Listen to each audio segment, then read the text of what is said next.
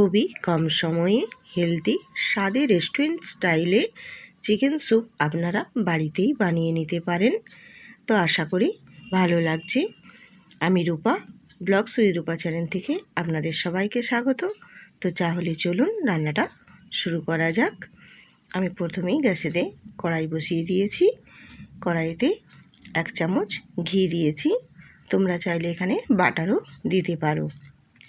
আর দিয়েছি 1 চামচ সাদা তেল আর ঘিটা ভালো করে গরম করে নিয়ে আমি ওর মধ্যে দিয়ে দিয়েছি গোটা গোলমরিচ, একটা তেজপাতা দিয়ে ভালো করে নেড়ে আমি চিকেনগুলো ফ্রাই করতে দিয়ে দেব। চিকেনটা আমি নেড়ে চেড়ে ভালো রকম ফ্রাই করে নেব। চিকেনটা দেখো আমি নেড়ে ছেড়ে একটু ভালো মতো করে ফ্রাই করে নিয়েছি। এবারে আমি ওর মধ্যে দিয়ে দেব গাজর কুচি, বিনস কুচি এবং রসুন ও আদা কুচি। সবজিগুলো দিয়ে আমি নেড়ে চেড়ে ভালো করে চিকেনের সাথে ফ্রাই করে নেব। এখানে সবজিগুলো খুব বেশি ফ্রাই হবে না, হালকা করে ফ্রাই করে নিতে হবে। এবারে আমি এখানে স্বাদ মতো লবণ ইউজ করছি। লবণটা কিন্তু এখানে দেখে ভালো রকমই একটু দিতে হবে, কারণ স্যুপেতে আমি যেহেতু এখানে চিকেন স্যুপ তৈরি করছি, স্যুপেতে একটু বেশি লবণ পরিমাণে লাগে। আর দিয়ে দেব আমি পেঁয়াজ কুচিটা দিয়ে একটু ফ্রাই করে নিয়ে আমি এখানে পরিমাণ মতো বলা ভুল, আমি এখানে 1 লিটার জল দিয়ে দিচ্ছি। যেহেতু আমি এখানে 4 বাটি চিকেন স্যুপ করব, তার জন্য আমি 1 লিটার জল দিয়েছি। তোমাদের জলটার পরিমাণ মতো তোমরা দেখে দিও।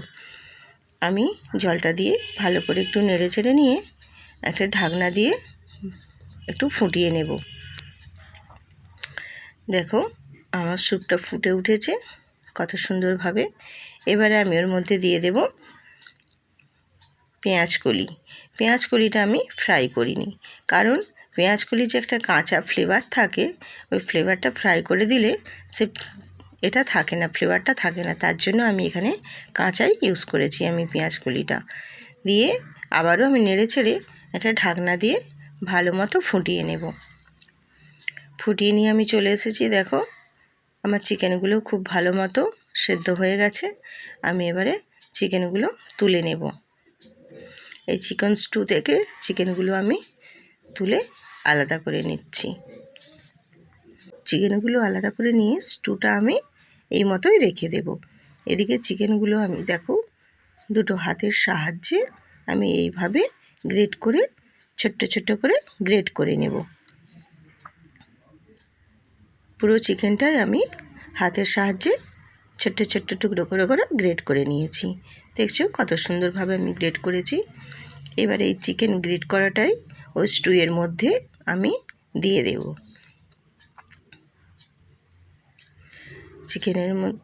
স্টুয়ের মধ্যে চিকেনটা আমি দিয়ে আবারও আমি এইভাবে নেড়ে চেড়ে নেব।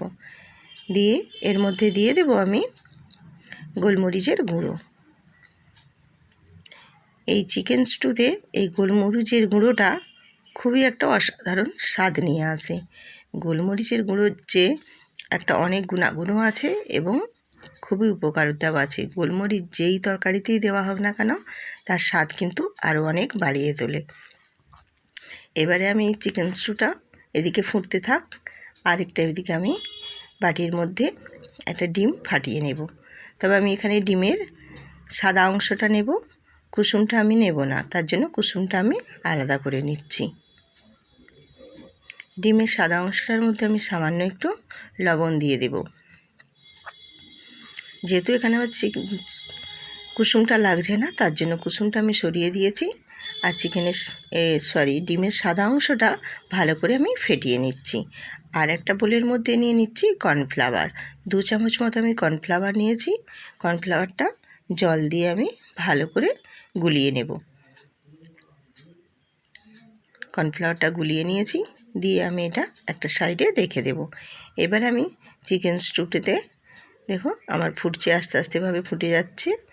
এবার আমি ওর মধ্যে দিয়ে দেব ডিমটা। ডিমটা আমি এইভাবে দিয়ে আর আরেক হাতে এইভাবে নেড়ে নেব।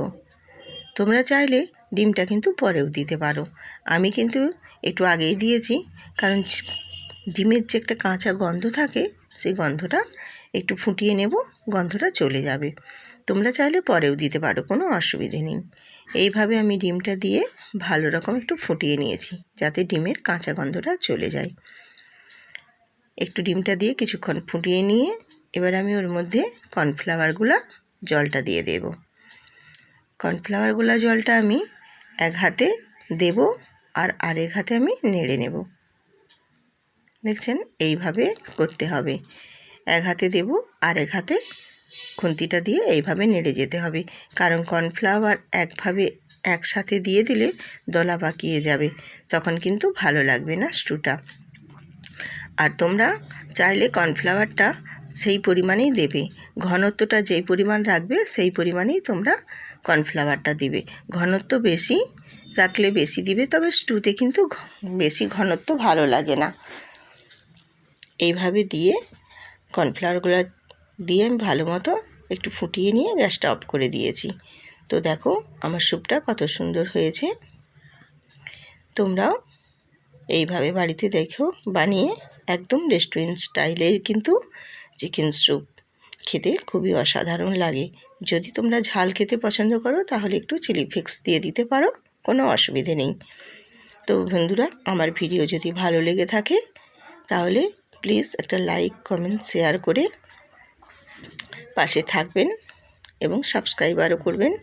আবারও আসবো নতুন আরেকটা রেসিপি নিয়ে। আজ এই পর্যন্তই।